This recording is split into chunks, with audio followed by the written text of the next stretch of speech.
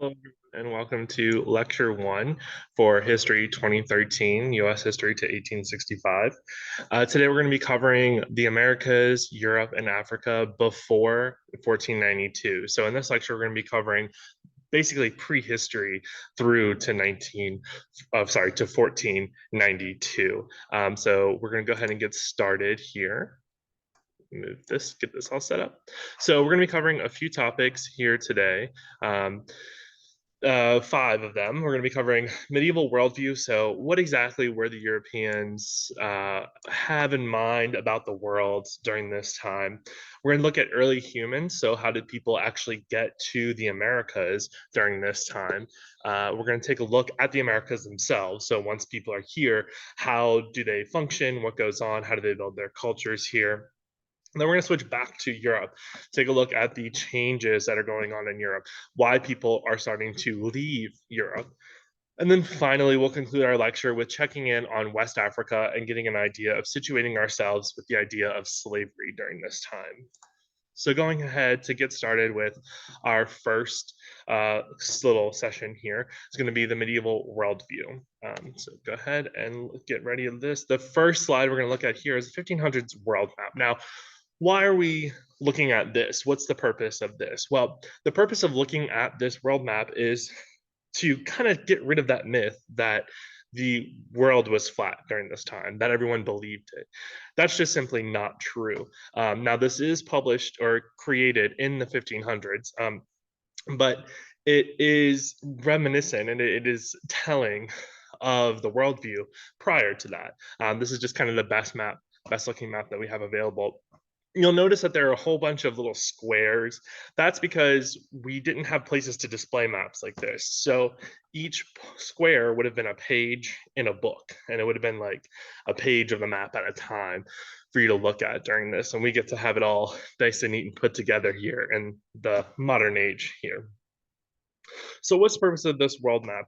Well, I'm going to click around and show you a few things that kind of clue us into how the people of Europe viewed their world and viewed themselves situated. Now, if you think back to your middle school history classes, you probably talked about something called the Silk Road. And if you didn't, well, we're going to talk about it now.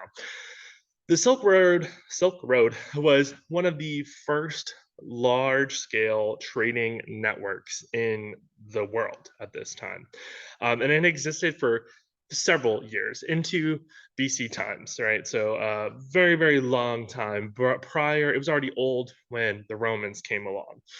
And this was a series of networks and trade routes from all the way in Britain, eventually, all the way to China. And it connected the Western world all the way with Asia, with China.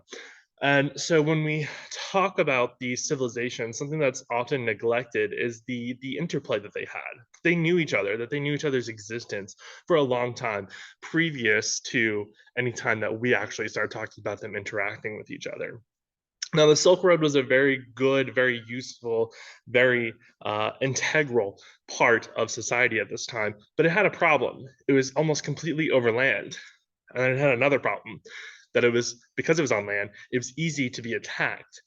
And then another problem, because it was on land, it passed through so many different countries that each country had their own setup of taxes, of any payments that they would take based on the goods that you are transporting through this time.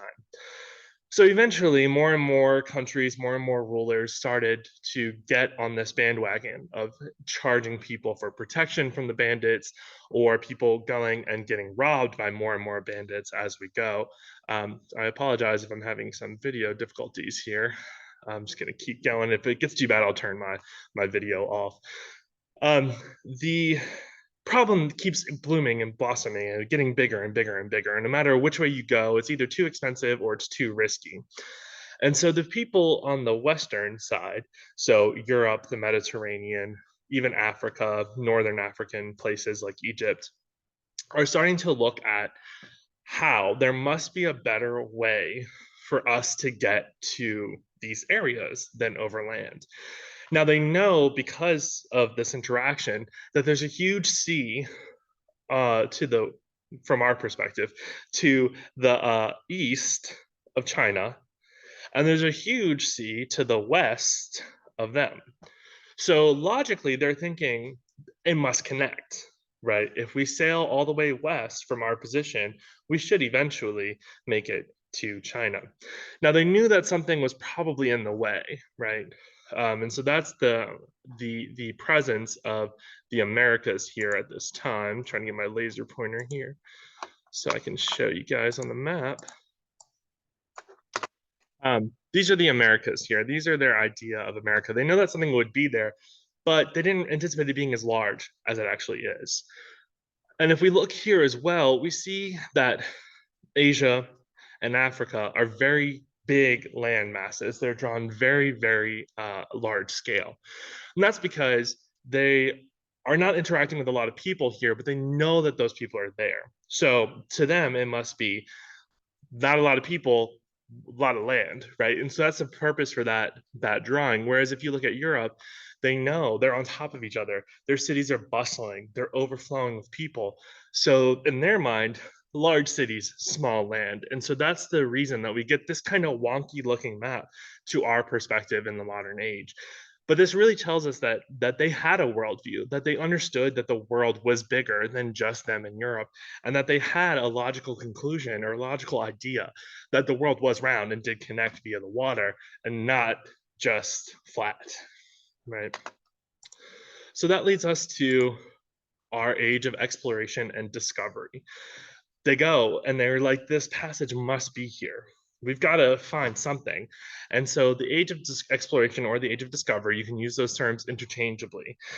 It's the period of world history from approximately the 1400s to the 1600s, when Europe and Asia, to a lesser extent, really get serious about starting to explore and going out and finding those new places, those new areas for them. And so what we get from that is that they're exploring, they're leaving their countries for a variety of reasons, including curiosity. What is out there? Are we correct? Are there things out there? National pride. Eventually, this exploration becomes a way for the European countries to outdo each other and to be in constant competition. And so the monarchies and the government start taking notice of that and start using it as a sense of national pride to say, for instance, in England, we're better than France because we have set out so many explorers here, right? So that becomes a real big part, especially on the part of the rulers. Again, going back to the map we just looked at, we want to find new trade routes. The ones we exist, they're kind of not doing it for us anymore. We'll talk about this in a few minutes, but religion is going to be a reason.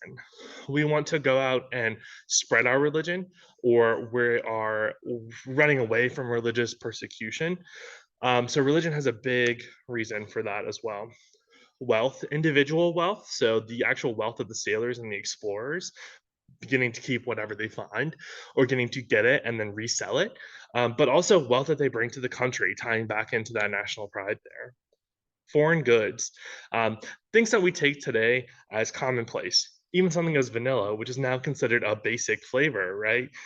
Was a very expensive foreign good at this time.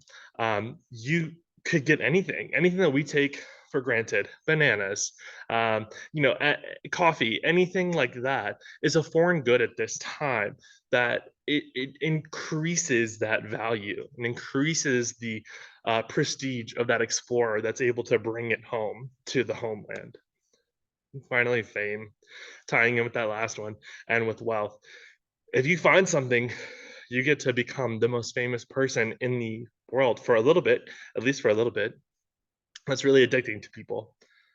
So taking our turn now to look at early humans, we know that the world started off interconnected. You can see here we've got Pangea. It's all coming together, right?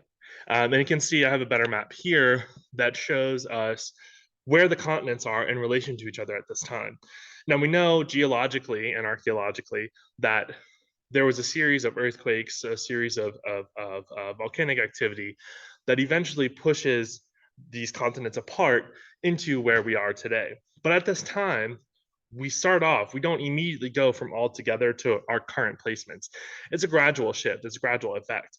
And so what happens is as early humans are developing, as they're created and evolutionarily adapt in Africa and West Africa here, we're able to, because things are so close together, we're able to start moving into these different areas and settling in these different areas. The first human life is about 60,000 years ago. Now, it's a long time, right? And that's just the earliest recorded archaeological and geological evidence that we have. We could have existed much earlier than that, but for record's sake, for evidence sake, 60,000 years ago. And we get ourselves together. Early humans initially are hunter gatherers. There are loose groups of people who are moving around constantly. They're following the food, following the animals that they're hunting, following the fruits and the veggies that are growing in season, and moving around a particular area. Much now how we document animals migrating for different times of the year, humans were the exact same way.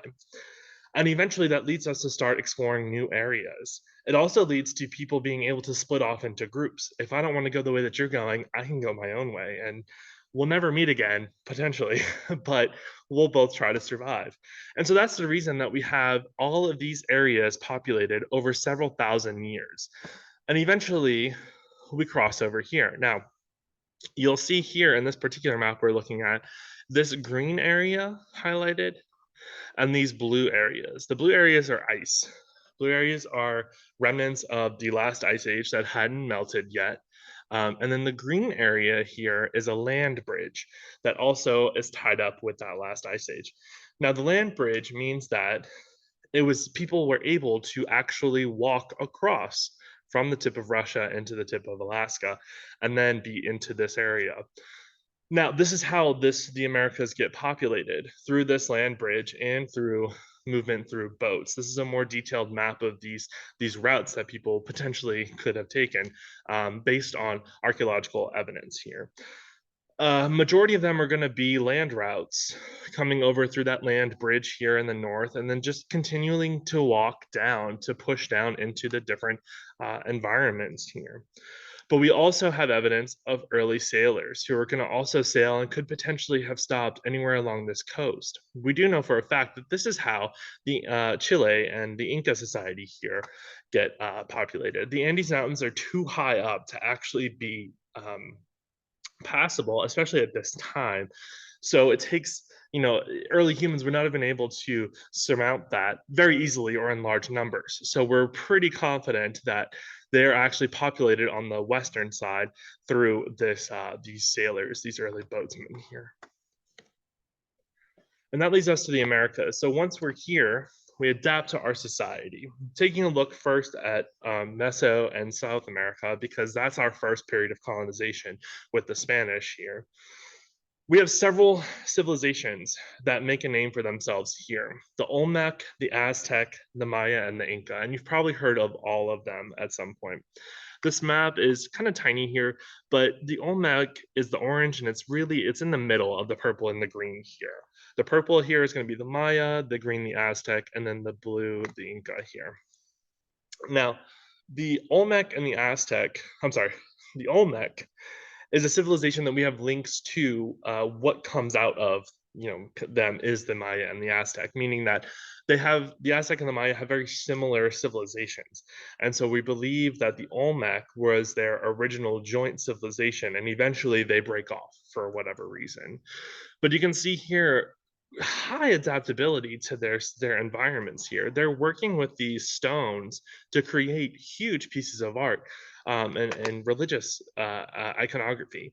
Here we have an Olmec statue, and here we have a Mayan pyramid. Now, sometimes we only think of these types of grand things in Greece or Rome or Egypt, and that's just not the. I mean, they do exist there, but it's a worldwide thing. It's a worldwide phenomenon with these ancient civilizations building these huge monuments that we don't really have an idea how they actually did it. And this is another example here for the Aztec.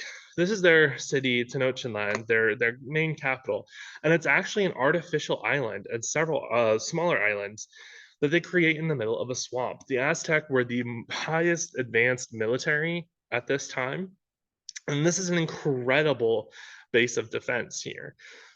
Your enemy has to try and figure out how to cross water to even get to you. And then once they're to you, they have to go up this tiered city to actually continue to attack you. And the Aztec and the Mayan, but more so the Aztec, are also very characteristic of human sacrifice, which is also pictured here. If you've ever watched the older movie now, I say older, but it was when I was a child, is when it came out. The Road to El Dorado. It's a DreamWorks movie. It's an animated movie, um, and it's a kind of an amalgamation of these civilizations: the Olmec, the Maya, the Aztec, and the Inca. But it's a pretty good representation of what their places would have looked like at this time. The Inca, of course, have their famed city of Machu Picchu here, very high atop in the mountains. It's the highest civilization that we've found. And so we thought it was not real for a long time until finally we ended up finding it high, high up in the Andes Mountains.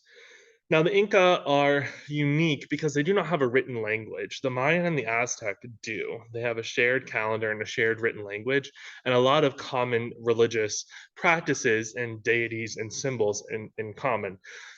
The Inca are their own civilization here, but they do not have a written language. They do have their own spoken language, and most of the information that we have about the Inca, we can only get from Spanish accounts.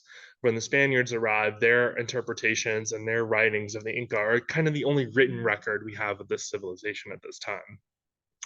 The Inca are also unique because they have this special way of recording inventory and sending messages about numbers. And that's here the quipu, which is a set of ropes that are then tied with knots to determine how many numbers they have in each of them here. They then pass it around through the Andes Mountains through a series of horse riders that go right back and forth extremely quickly, and messages can be passed along almost instantaneously. That's a bit of a stretch, but it's very, very, very quick here. Moving north here to the North American societies, you can see here on the map, and it's not a full map because there are societies here and further into North America. I'm sorry, and further into Canada. Um, but we look at this map because these are primarily our areas of initial colonization by the Spanish, the English, and then the French here. And so this map is helpful because it shows us kind of what existed prior to the introduction of European society at this time. These civilizations are also going to be highly adaptable to their environment. Weapons, religious ceremonies, ways of diet, ways of living, building structures, which we can especially see here in the Anasazi tribe, which actually dug their settlements into the cliffs here. Um, we often don't give early humans, and especially early humans in North and South America, enough credit for the ingenuity and the adaptability of coming up. You know, we might take for granted, of course, there's a hammer, of course, there's a saw. Those things did not exist. They had to be invented by these people to serve a particular purpose here. Now, let's switch back to Europe here.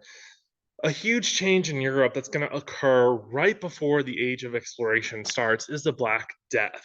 It occurs in the early 1300s, but really is when it really kicks off, and then there's off and on cases and outbreaks of it throughout the 1300s.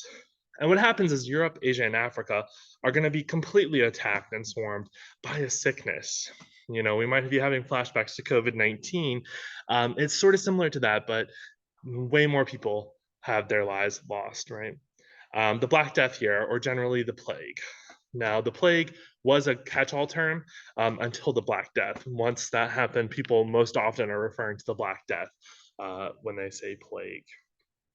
It's going to wipe out about 1/3 of Europe's population, which is about 20 million people. And it takes about 100 years, right? It takes us from 1300 to 1400 to fully recover from this problem. And so what happens is that this creates a breakdown of European society. Prior to the Black Death, this is what society looked like. Peasants reported to kings, who reported to nobles, who reported to the king. I'm sorry, I said that wrong. Peasants reported to knights, who reported to nobles, who reported to the king.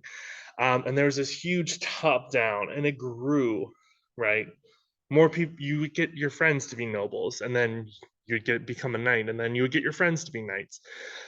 And so eventually, we have this huge society that's kind of waiting to crumble. And when the Black Death hits, it attacks the knights and the nobles really a lot. It wipes a lot of them out. And so the peasants kind of rise up and say, "You're not here to dictate. There's more of us than you. You need us. So we're going to have more equal partnership here," which leads to a gaping hole in employment. And it's going to empower those peasants for the first time to be able to change their society, to be able to have upward movement, to be able to change the rules and negotiate terms better. So it's going to quickly break down and lead to radical change in the systems of power in Europe, which is, I think I skipped a point there. No, I did not. Um, the change in the systems of power there are initially going to leave people to be more open to exploring and kind of leaving because they don't have to be here anymore. And finally, rounding out lecture one here, we're going to take a quick look at West Africa and slavery here. Now, an important note about slavery is that in general, it is not unique to the United States. Lots of cultures throughout history, even into prehistory, have slavery in some way, form, or fashion. The thing that makes slavery in the United States unique is the way in which slaves are treated and slavery is executed. So, what does that mean? Well, in general, slavery prior in the ancient times and into the medieval times um, is not necessarily about owning a person. It's about that person working for you in general. Now, there are still cases where there are cultures that include it as or are interpreted as owning a person, but in general, they're still treated as a person. They are still recognized as a human life. When we get to slavery in the United States towards in like a lecture or two, we'll see that that's not necessarily the case here. And that's truly where that break happens. Now, if anybody tries to tell you, oh, well, slavery happened, it did, but it happened in a different way with a different intention. Not that it makes it good, but it's not an excuse for how it occurs in the United States here. Now, West Africa often and North Africa often gets overlooked when we talk about cultures and civilizations, but they have several, you can see on the map here, several flourishing and important empires and kingdoms during this time. The one of the richest rulers in the medieval time here is going to be Mansa Musa, who comes from the kingdom of Mali, which is blue. It's underneath this purple and green here. He's the richest. He's richer than any European king, emperor, or ruler at that time. And so we don't talk about that, right? That there existed thriving cultures, thriving civilizations here. Now, these empires did conduct in human trafficking at this time, moving slaves from Africa up north into Europe. But like we said, there are different caveats to that, which we're not going to fully get into here because of our time limitation and because of our our course outlook. But this is something that would be highly discussed in a world history course here. And then taking a look here, this is a little bit later of a map. Really, we're going to focus on these arrows here at this time. We're going to revisit this map when we get to our colonization because these arrows come later once we get European colonization into the Americas. But to look at what existed prior to that, we look at these, right? These lighter pinks going up through Europe, up through Africa and then into Europe and Asia and Middle East. And if you look here at the key, that's only going to be 1 to 2 million people being moved. Still a huge number, still not a good number. But we can see that the slave trade at this time, prior to 1492 and during medieval times, is not significant, right? Meaning that 1 to 2 million people over hundreds of years compared to 8 to 4 million people over smaller, decades of years, right? And so when we have this mentality that goes in, the Europeans will bring the idea of slavery with them. but they're going to change that idea. They're going to change the way that they conduct it when we get to America. And that'll be it for us for lecture one. If you have any questions about this lecture or would like a better, bigger copy of any of the maps or images that I've used here today, go ahead and pop a message into the question form or send me an email. Other than that, this is it for lecture one. I'll see you guys back here for lecture two.